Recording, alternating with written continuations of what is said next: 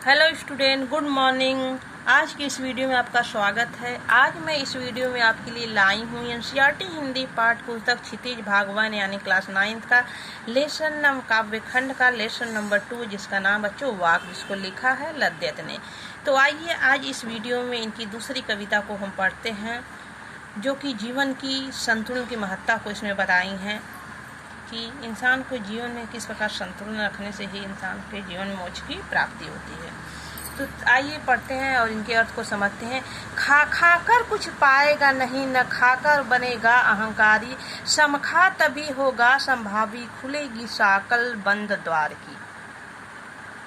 प्रस्तुत कविता में कवित्री ने जीवन में संतुलनता की महत्व को स्पष्ट करते हुए कहा है कि खा खा कर कुछ पाएगा नहीं। यहाँ खाने का मतलब बच्चों खाना खाने से नहीं है, बल्कि खा खा कर मतलब यहाँ भोग विलास है। इंसान के जीवन में जो भोग विलास करता है, यानी भोग विलास का मतलब अच्छे कपड़े पहनना, अच्छे तरह से घूमना फिरना, अच्छा खाना खाना, जीवन की जो ऐशो आराम है, सब कुछ उसी को हम भोग विलास करते हैं। तो कवित्री ने यहाँ कहा कर खा खा कर कुछ पाएगा नहीं, न खाकर बनेगा अहंकारी। कवित्री कहती यानी कि इस जीवन में यदि हम केवल भोग विलास में रहने से किसी इंसान को कभी कुछ हासिल नहीं होता है, बल्कि इंसान भोग विलास में ऐशो आराम में डूबे रहने से वह स्वार्थी बन जाता है, किसी को वह सहायता नहीं करता है, बस अपने स्वार्थ तक सीमित रह जाता है, उसके अंदर अहंकार आ जाता है।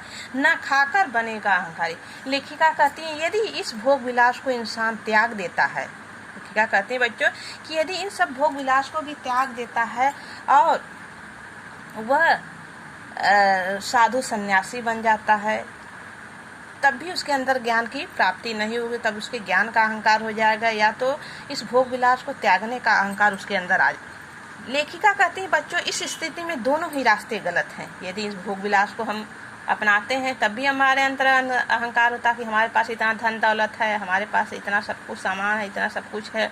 यदि इंसान इसको त्याग देता तब भी उसके अंदर अहंकार आ जाता है कि हमने इस सब कुछ को त्याग करके ईश्वर की प्राप्ति में लीन हो गया। तो कवित्री के कहने का मतलब कि इंसान के जीवन के लिए दोनों ही रास्ते घातक है, दोनों ही विनाश के कारण होते हैं। यदि इंसान के अंदर अहंकार आ जाता है तो विनाश का कारण बनता है। तो इसलिए लेखिका को लगता है दोनों ही रास्ता अपनाने के गलत रास्ते हैं।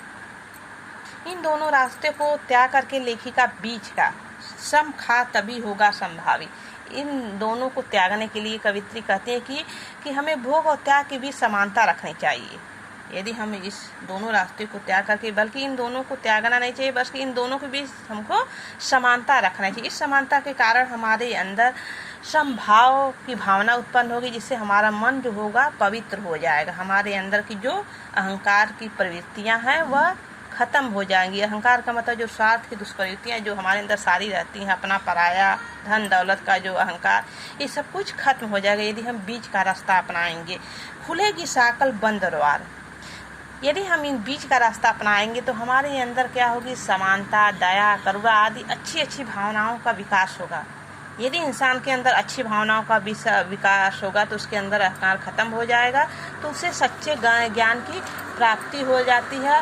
और जब इंसान इन दिनों को अपने वश में कर लेता है, उसके अंदर अहंकार समाप्त हो जाता है, तो ईश्वर की प्राप्ति अपने आप ही हो जाती है। इंसान उसके अंदर इतना सद्भाव आ जाते हैं कि वह ईश्वर की भक्ति में, बस उसको ईश्वर की भक्ति में ही सच्ची ज्ञान दिखती है, और उसके अंदर हर इंसान के प्रति अपने पराव का भावना नहीं रह जाती, उसके अच्छे गुणों का विकास होता है। तो इसलिए कवित्री का कहने का मतलब यहाँ बच्चों कि हमको बीच का रास्ता अपनाना चाहिए, ना ही इतना भोग विलास में लीन रहना चाहिए, ना ही इन भोग विलास को ज़्यादा त्याग ही करना चाहिए। इन दोनों को करने से हमारे अंदर अहंकार हो जाता है, इसलिए हमको बीच का रास्ता हमारे लिए सही होती है। जब हम बीच का रास्ता अपनाते हैं तो हमारे अंदर की जो दुष्प्रवृत्तियाँ हैं समाप्त हो जाती हैं, हमारे अंदर का अहंकार समाप्त हो जाता है, और हमको जब इस सब समाप्त हो जाता है तो सच्चे ज्ञान की प्राप्ति होती है, ईश्वर की सच्ची भक्ति प्राप्त होगी और हम सच्चे रास्ते पर निकल जाते हैं। तो आज का बच्चों वीडियो यहीं समाप्त हो जाए। हम इसके नेक्स्ट वीडियो में हम मिलेंगे। ओके, धन्यवाद।